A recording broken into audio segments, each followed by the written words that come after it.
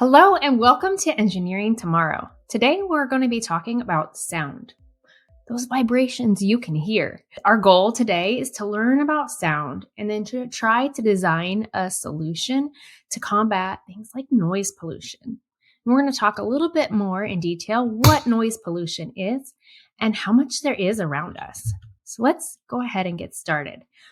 As we talk today, I want you to sit for just a second, close your eyes, and imagine what is a sound that you enjoy hearing.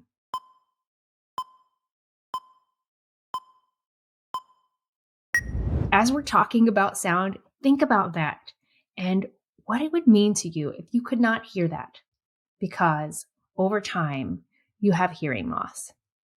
Today's lab is all about helping to reduce noises that will induce hearing loss. So as an engineer today, you will be designing a different type of sound barrier that will help prevent hearing loss and other negative effects.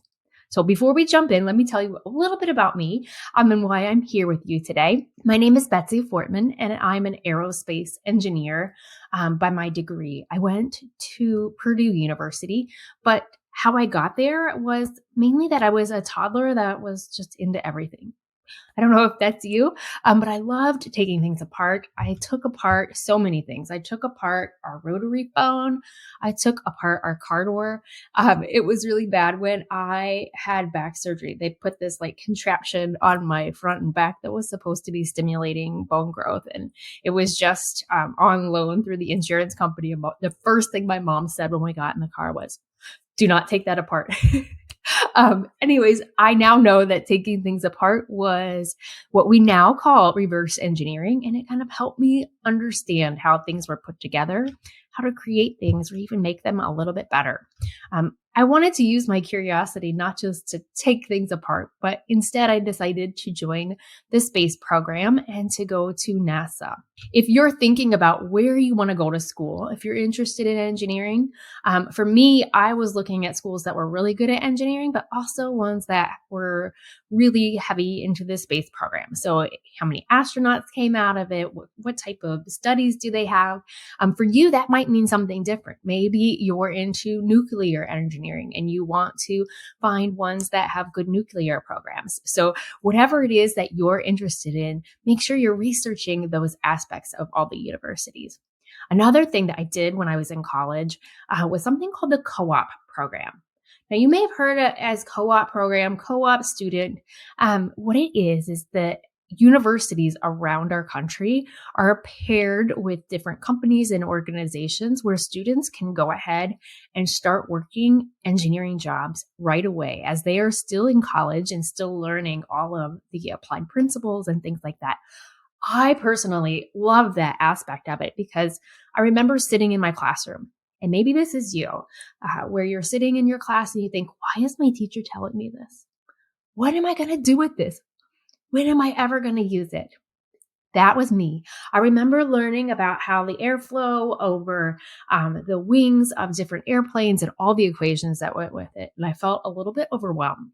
I remember thinking, I know this is important, but like, how does it all relate together? And what was really cool is when I became a co-op student, every other semester, I would go to school or I would go and work my job. And what that meant for me was at NASA Langley Research Center, I actually got to be a part of the team of engineers that were placing the different sensors on the F-18 models and then testing them in the wind tunnels. And then all of a sudden, all of those equations that my professor was trying to teach me started coming together. I could understand why and how it all fit. And so if you ever have the opportunity to do something hands-on like that, whether it's a co-op program, an intern, definitely go ahead and take advantage. It helps you make connections in the industry, but it also helps you figure out that part of your career, like the things that you really love doing, and then things that maybe you don't necessarily love, but it helps to, take you to that next level of understanding. When I graduated from Purdue after 5 years, I went to NASA Johnson Space Center. So you can imagine the movie Houston, we have a problem. Down in Houston, that's where our space program has its mission control center. And that's where our astronauts are trained as well. So it was my job right out of college to teach our astronauts and our flight controllers how the guidance, navigation, and control system of the space station work. So, like how we oriented with respect to the stars, how we performed reboosts, and all of those good things. As a part of this job, I had to work a lot with our Russian counterparts because they have a part of the control system like the thrusters, and then we have what we call the control moment gyros. So to make sure those systems are working together, I had to, understand their computer systems and work with their engineers to make sure our simulators were matching up and that our flight software was meeting all of our requirements together and that we weren't force fighting each other. In that capacity, I actually became something we call a Russian training integration instructor, or RITI for short, which meant I traveled over to Star City, Russia, and was able to train our astronauts and help prepare them for flight for all the systems on the space station. When I came back after about 6 years of doing that job, I joined the astronaut office as their chief engineer for exploration. And I was helping to kind of lay the groundwork for things like our commercial crew program and analyze vehicles such as Orion and Artemis. The one that you may have heard recently just went to the moon and back, had a wonderful flight and landing. It did a distant retrograde around the moon. And what's really cool is we're going to be sending humans to the moon on that program in the future. So keep your ears and eyes out for that one. We are going to be learning about sound and how that is tied with what we call noise pollution. So already that term pollution kind of gives you that negative effect, which is kind of what we'll be studying today. What happens when there's too much sound? And then how can we prevent it? How can we measure it and prevent it? You will be building a sound barrier to help reduce that noise pollution. And you'll be using things like your phone to help gauge, how much sound is out there. All of our Engineering Tomorrow labs are created by a team of engineers. Travis over on the left was our lead engineer. And then we had 3 other mentors, college mentors, that would help to ensure our content was something that would be helpful for you guys as you start your engineering careers in the future. So you can see there's Dylan, Caroline, and Julian. So let's jump right into the basics. We all have ears, right? And we kind of take for granted some of those sounds, maybe. I know I personally do. And looking at this lab helps me kind of step back and remember just how delicate our ears as sensors are for us.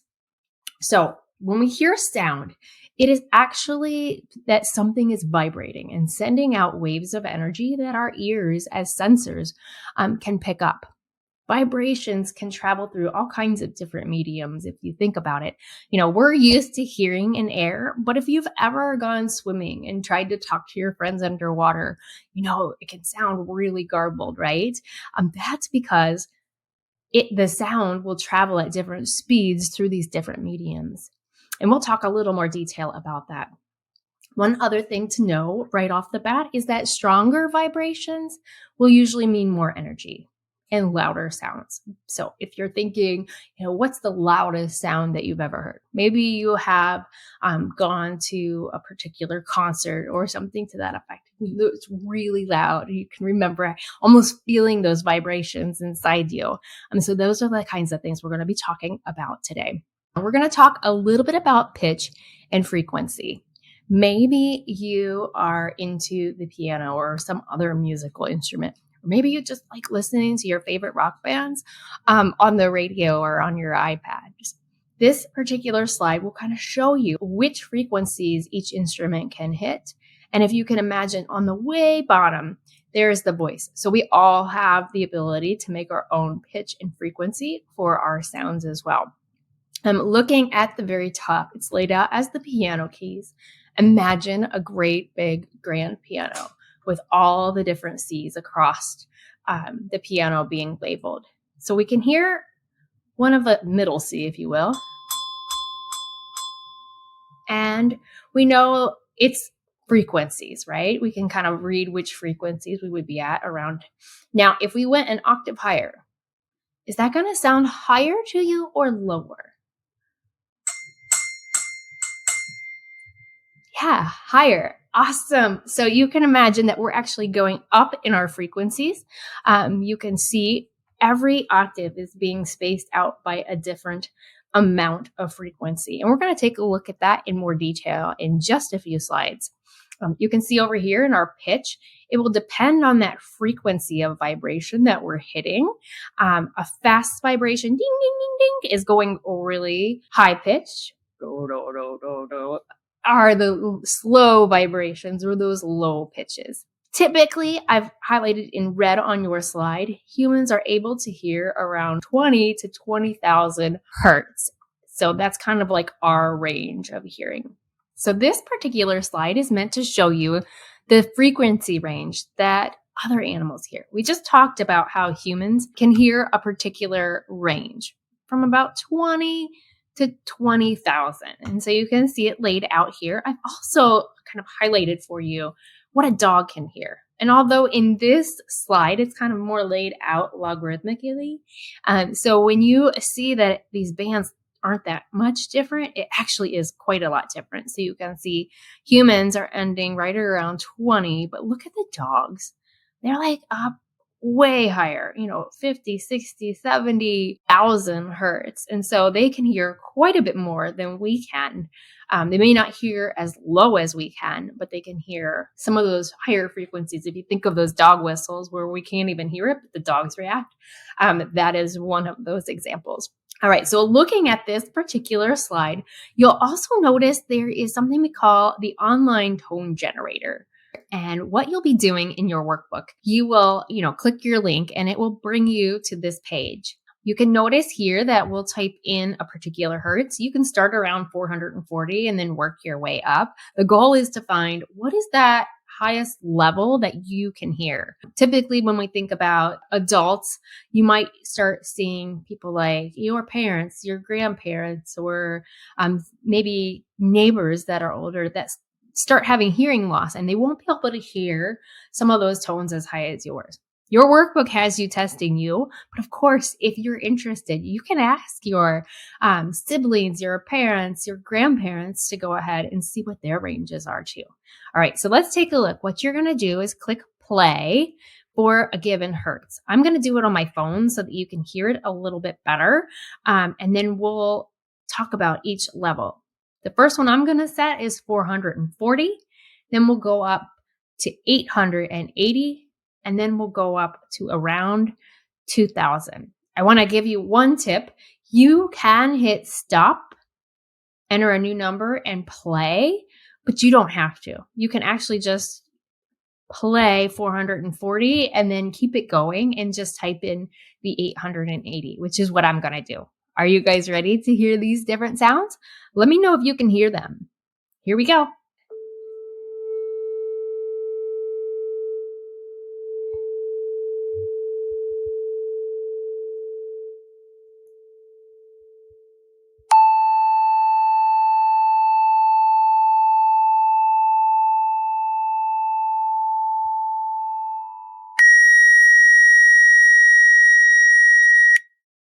Okay, did you hear the difference? Imagine you keep going up. So record in your workbook, what is the highest level that you can hear? Jumping back into our slides, you will see this different funnel. It talks about how sound is measured.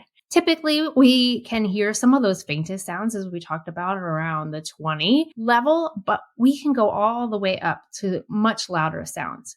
When we measure sound, we measure it in something called decibels. Okay, so you can see that we have the rustling of leaves down here. It's very faint. You can imagine that on one of our fall days. Then next, I want you to think about a thunderclap. So going from 20 all the way up to around 120, sometimes it can be really loud, or it can even reach the painful level depending on how loud. And then sirens are even louder than that, between 120 and 140. You can see that sounds will reach a level that it can actually start harming your ears right around 85 decibels. If you're wondering, how loud is that and how many times have I hit that level, right? That's what I was thinking. Things like lawnmowers are actually above those levels. The subway itself is around 90 to 115 decibels, and concerts up around 120. So you can imagine if you just have a particular sound for an instant, your ears can recuperate, right? However, if you are at a concert and that noise level carries on for longer than a period of time, somewhat like an hour or even less sometimes, that can cause permanent hearing loss. We're going to watch a video in a few minutes that will explain how that happens and the damage to those hair follicles in your very sensitive ear sensors works. Thinking about how noise and sound occurs when we have too much of it. We call it noise pollution. We typically think of it, oh, that's kind of annoying, right? Or disturbing. It may affect how humans and other organisms react. But actually, noise pollution impacts millions of people on a daily basis. It's the most common health problem, and it is caused by noise-induced hearing loss, or you might see it written out as NIHL. Some health problems that go along with it, children who live near airports or streets have found to be more stress or under more stress. They also have a problem retaining information, things like memory and their attention spans and reading skills. But on a more bigger, broader study, we looked at the European Union populations, and 20%, so 1 in 5 people, you guys, live in areas where noise levels are considered harmful to our health. One of the biggest things you can imagine is that it can annoy you, hearing a sound over and over again and without it ever going away. And it kind of becomes your background level noise. You don't even notice as it's eroding your ability to be peaceful. I know it sounds minimal, but if you're thinking 22 million people are already operating on this irritated level. So if you can imagine why crime and other things can happen if someone's already at that irritated level and then something happens to put them over, that is not good for us. So we want to make sure we keep those annoyance levels down. Other really important things, not being able to sleep disturbance in and of itself. If you live near an airport or a railway track, you may have gotten used to some of those sounds, but it does still disturb your sleep. Your brain is still registering those sounds, even if you are not awake, and it is causing disturbances in your sleep. Heart disease is increased, premature mortality, and then lastly, that cognitive impairment. So the things that we're not even aware that we can't retain because we have that higher level of noise and sound pollution happening to us. Here's a video that's going to explain a little bit better about how noise pollution works and what's happening, how long you can listen to it before it affects you, and then those particular details as well. So let's take a look.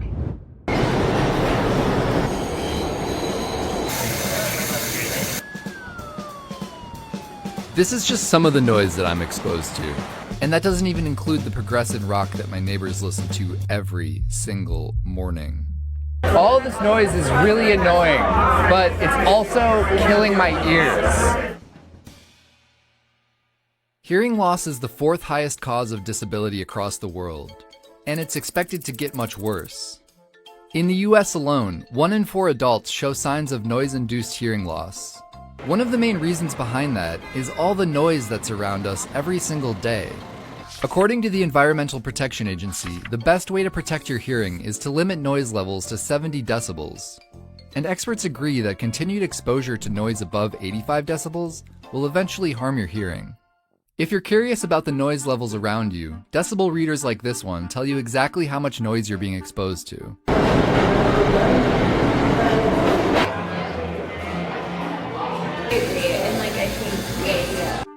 This one's actually fine. I ride the subway for hours every day, and it's really, really loud. But putting in my headphones doesn't really help. Smartphones cranked all the way up are about 100 decibels. This bar is 105 decibels, and according to the World Health Organization, that could damage your hearing in less than an hour. This chart shows that the louder the noise, the less exposure it takes to potentially damage your hearing. Wasn't that an amazing video? I especially like the chart where they showed you how quickly that damage can happen when you have prolonged noises in our background. But you guys, this isn't just affecting humans. This is affecting our wildlife as well. Noise pollution can impact how quickly the heart rates of caterpillars go. They've recorded that the heartbeats are much faster when there are different noise levels that are considered noise and sound pollution. The other thing, bluebirds have fewer chicks. That's not good for us. You know, we don't want our animals or other birds, whether they be birds or other animals, not to be able to reproduce because of the noise that we're creating in our environment. The other, probably more obvious ones, are those animals that travel using noise. So those sounds, you can imagine the different whales and maybe bats that are using the reverberation of the sound back to them in order to know if there's a predator, where they should be going, what spaces are open. And if our sounds are interfering with that, they can't avoid some of those risks and dangers. So it's affecting all of us on our planet, not just humans.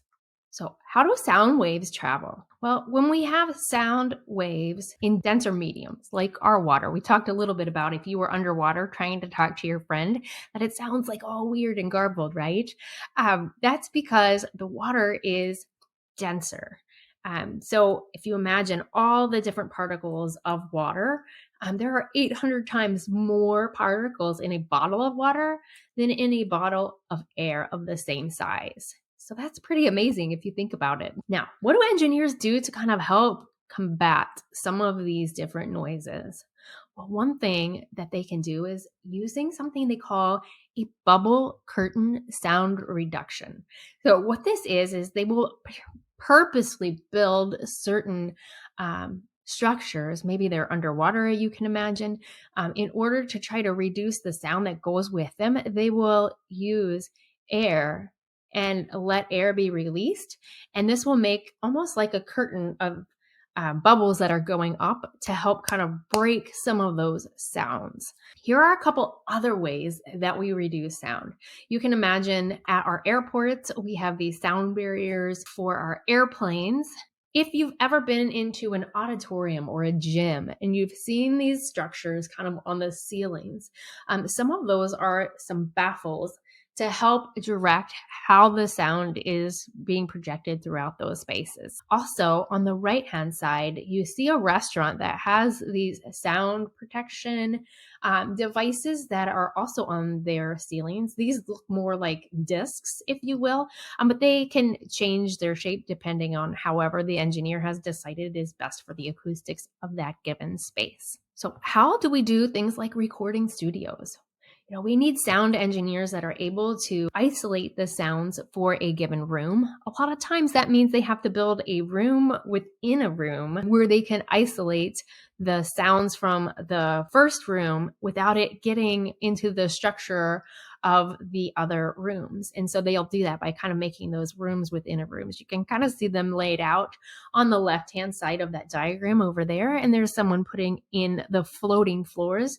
And this doesn't mean that it's actually floating in water, but that the floor itself is like a separate floor on top of a floor to help give that sound barrier, if you will. On the right, you can see these things called gobos. These also are structures that they remind me of baffling, where you can change the angles and how they're located. A lot of times they'll use certain materials that will help absorb the sound. So you can place these to absorb and deflect the sounds for certain areas as well. Here's a video that talks about noise cancellation. I love this video because it shows you kind of the physics behind how they work. If you have headphones, maybe you're into talking on your phone through headphones, maybe you are a gamer and you have headphones that do this noise canceling as well. The mechanics of this are shown in this particular video, and I think you'll enjoy it.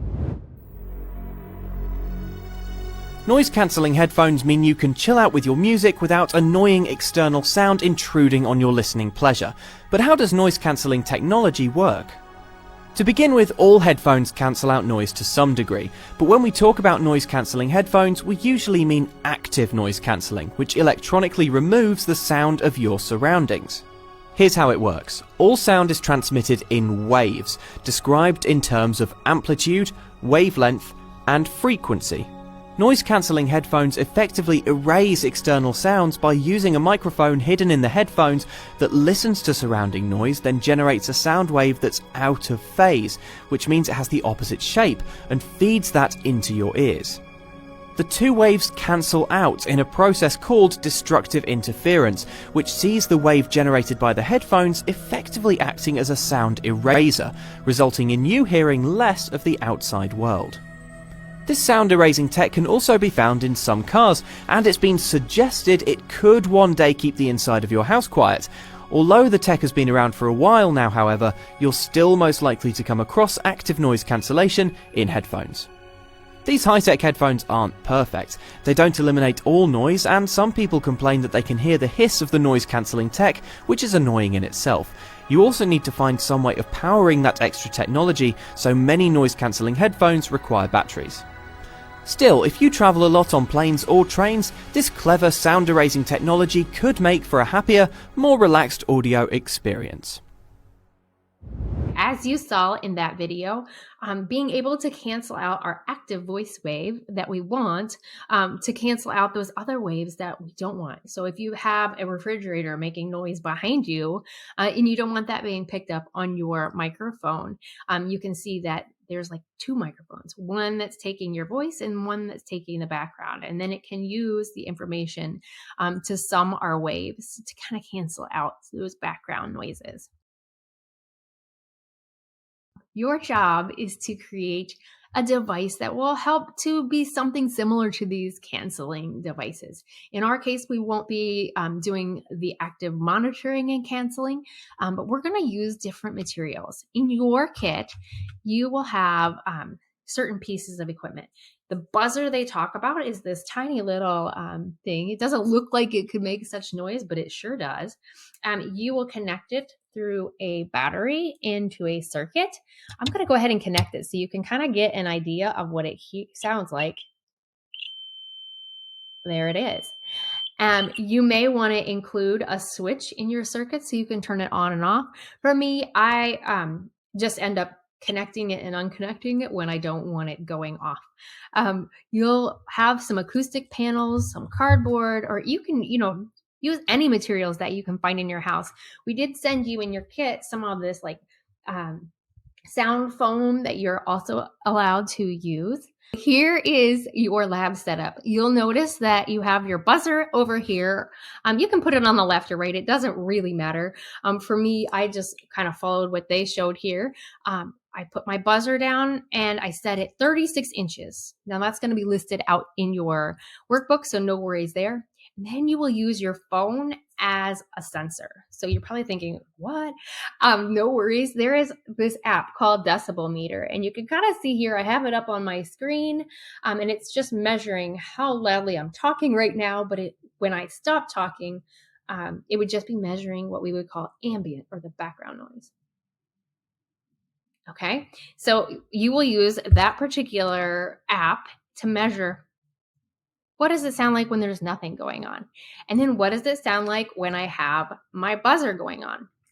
And then next, you get to design something that's going to go in between these two in order to dampen out that sound.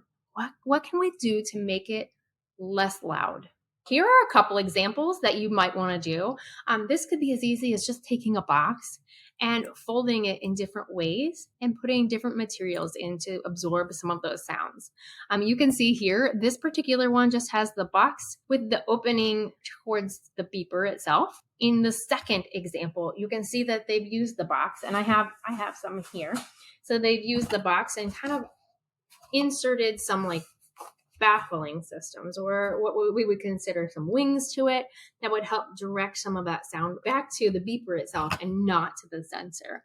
And so you can try, testing out different positions, maybe different angles of how far you want to angle the wings that you create. As you do this, every different tweak that you make to your design, list that as a next type. That way you can see what's making the biggest difference. Whatever you can find in your house or in your classroom, go ahead and use it. Now, I do want to give you a word of caution if you're doing this in your classroom. For me, it gets pretty loud having lots of beepers go off. So you might have to test like one group at a time and have everyone be quiet. Or you can find another quiet space to go ahead and test these in.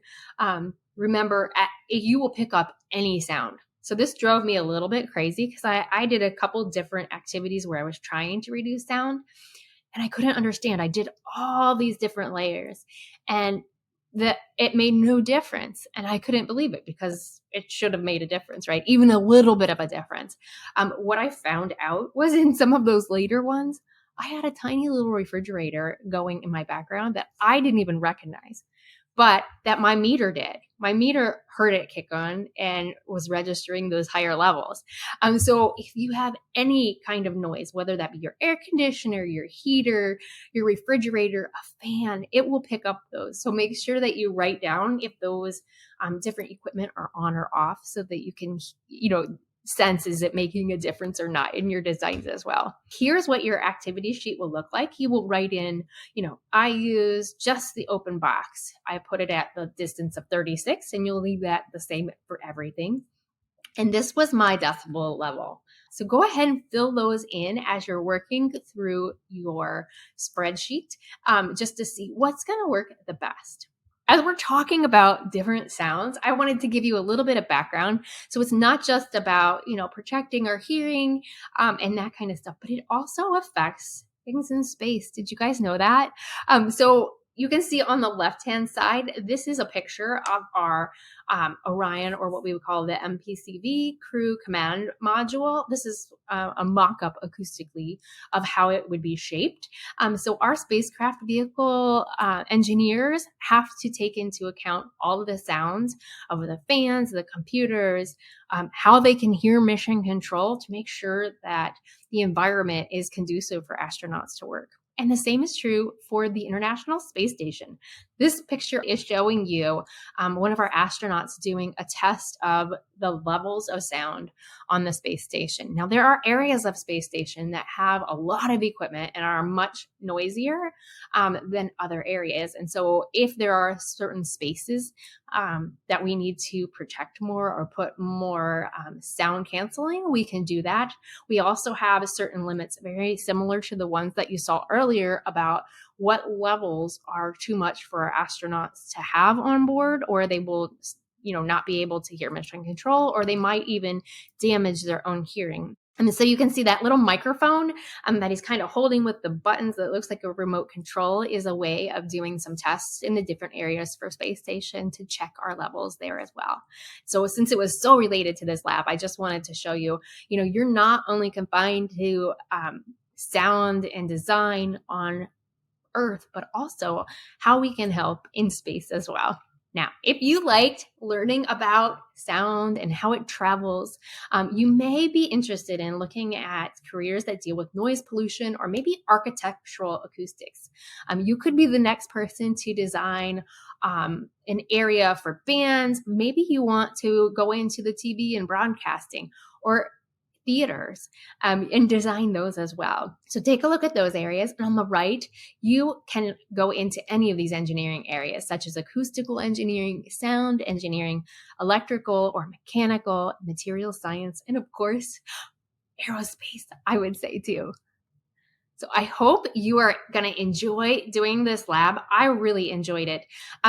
For me, after it, I wanted to ask you this question, after you've learned these principles, how do you think you can apply it for something here, for our homes, for our schools, or other areas?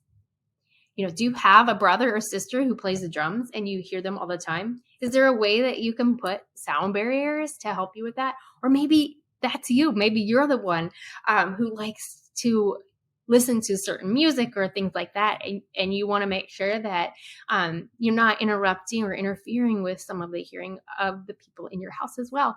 So let me know what solutions you come up with. We would love to hear it in our social media accounts with Engineering Tomorrow. I want to leave you with one final thought, and that is strive for perfection in everything you do. Take the best that exists and make it better. And when it does not exist, design it. You guys get to design some really cool things that will help in reducing some of those sounds and the noise pollution. So good luck with your designs. And on behalf of Engineering Tomorrow, I just want to say thank you so much. Enjoy. Bye.